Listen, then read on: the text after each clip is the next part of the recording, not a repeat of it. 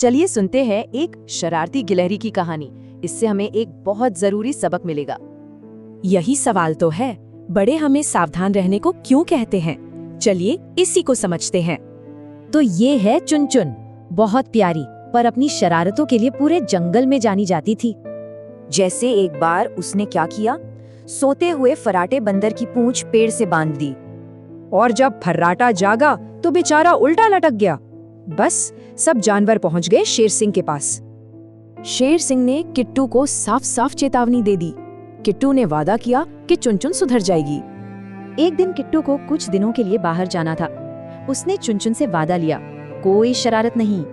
चुनचुन ने तो हाँ कह दिया, पर माँ तो माँ है, उन्होंने कालू कौवे से नजर रखने को कहा। लेकिन चुनचुन का मन कहाँ मानने वाला था। घूमते घूमते वो जंगल में बहुत दूर निकल गई। तभी उसे समझ आया कि वो रास्ता भटक गई है और ठीक उसी वक्त आसमान में खतरा दिखा। वो था एक शिकारी बाज और ठीक तभी लौटी किट्टू को अपनी बेटी की फिक्र होने लगी। बस बाज ने चुनचुन को देखा और अपने पंजों में दबोच लिया। पर कहानी अभी खत्म नहीं हुई।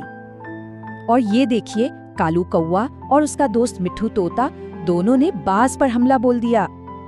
अब इस हमले से परेशान होकर बाज ने चुनचुन को छोड़ तो दिया, पर एक मुश्किल और थी। अरे, चुनचुन तो अब आसमान से नीचे गिर रही थी और नीचे सब जानवरों ने उसे देख लिया था।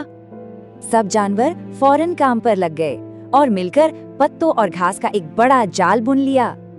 और चुनचुन सीधा उसी नरम जाल में आकर गिरी। उसकी जान तो बच गई, पर सबक अभी बाकी था। माँ की बात चुनचुन के दिल में उतर गई। उसे समझ आ गया था कि वो कितनी बड़ी मुसीबत में थी। तो इस कहानी से 3 जरूरी बातें सीखने को मिलती हैं: शरारत, बड़ों की सलाह और एकता की ताकत। और आखिर में ये कहानी हमें सोचने पर मजबूर करती है कि सुनने और खोजने में सही संतुलन क्या है।